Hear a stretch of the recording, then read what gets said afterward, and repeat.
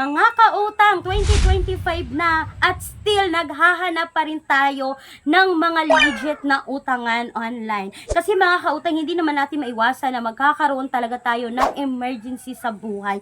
At ngayon, pag-uusapan ulit natin itong utangan na ito yung pinakamagandang utangan noong 2024. Kung baga, ito yung pinaka-top 1 or pinaka-best loan app noong 2024. At ngayon mga kautang, pagbungad lamang ng 2025 na to, based po sa nagbigay ng comments dito sa akin channel na ang sabi po ay merong nakapag-utang dito ng 50,000 sa kanyang third loan dito. Wow. Kasi before mga kautang, 40,000 lang yung credit limit ng utangan na ito. But ngayon, pagbungad ng 2025 is naging 60,000 na agad yung kanyang credit limit. So meron Wow. talaga no legit na 50,000 yung third loan niya dito.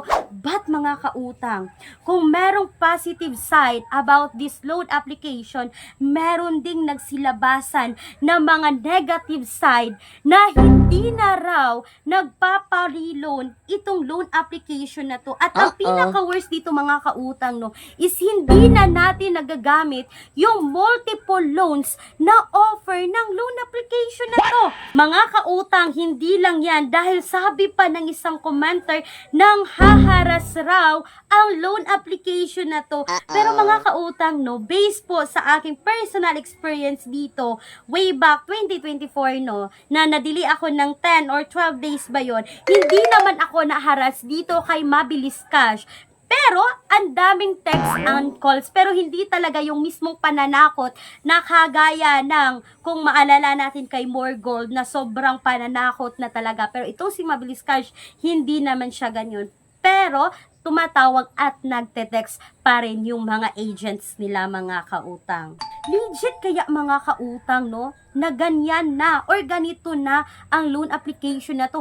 Yan yung pag-uusapan natin for today's video. I-share ko sa inyo yung mga nagbibigay ng mga comments regarding sa loan application na to. Kasi mga kautang, balita ko itong si Mabilis Cash no, ay hindi na nagpapa-reloan. Pero mga kautang, alam nyo, ako mismo sa sarili ko is hindi ako na-offeran dito kay Mabilis Cash. Hindi na ako nakapag-reloan dito kay Mabilis Cash dahil nga na late ako ng pagbayad. Akalain nyo mga kautang, nasa 10 to 12 days akong na-late dito, kaya reasonable talaga na hindi na ako makapag-reloan dito at inaisip ko na talaga yan na wala ng offer sa akin si Mabilis Cash. Pero alam nyo mga kautang, hindi lang yan yung nababasa ko kasi yung iba is nakapagbayad naman on time, no? Pero bakit hindi sila nakapag-reloan? So ito yung sabi ng isang commenter ko dito mga kautang no, na may time na di ka makareloan kahit may remaining credit ka pa at continue yung pagbabayad mo. Pero yung sabi niya mga kautang is inantay niya lang daw at nag-submit siya dito mga kautang ng GCash transaction history po.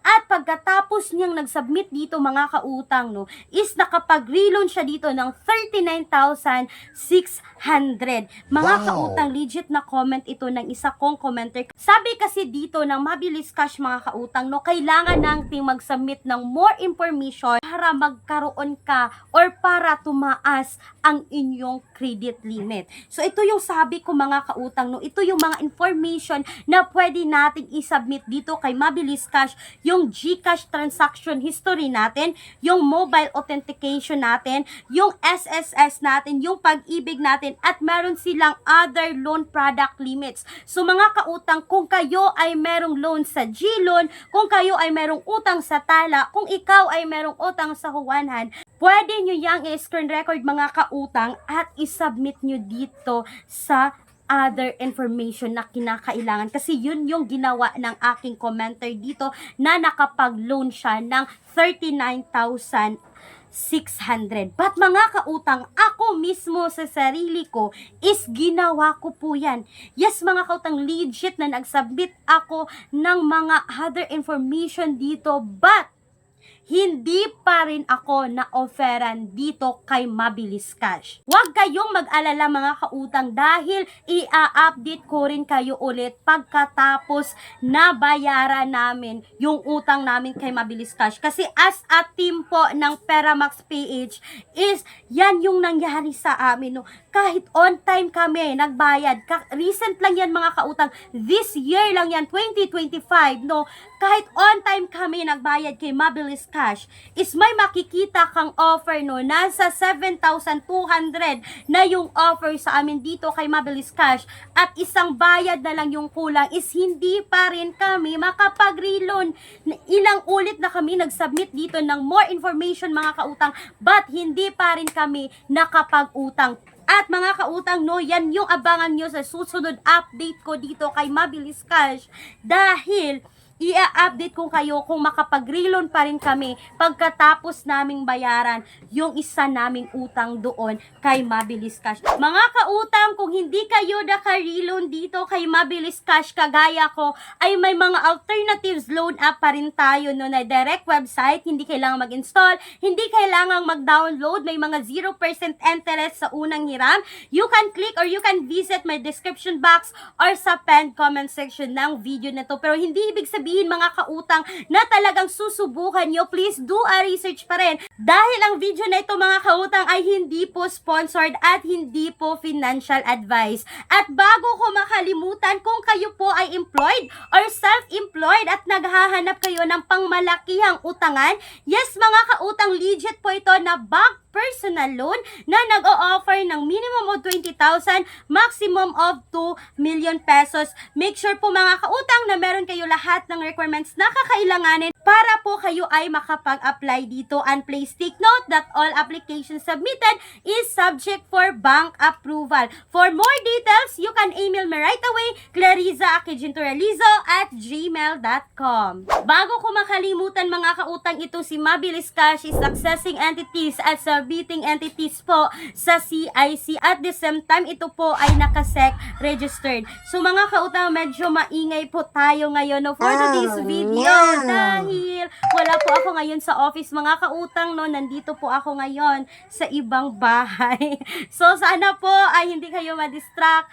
At sana po ay nakatulong pa rin itong video na to sa inyo. At dahil mga kautang, no, matagal na akong hindi nagpapa-Gcash giveaway, so magbabanggit po ako ngayon ng hashtag word. So hindi ko isusulat mga kautang, ang unang 2 tao na makakomment ng tamang hashtag word ay mananalo ng tig 50 pesos each Gcash fund. So yung hashtag word natin for today's video is hashtag Mabilis Cash, hindi nagpaparilon. Hashtag Mabilis Cash, hindi nagpaparilon. So mga kautang, that's all for today's video. Once again, this is Clarice, ang inyong number 1 palautang dahil utang is life. Bye bye bye mga kautang!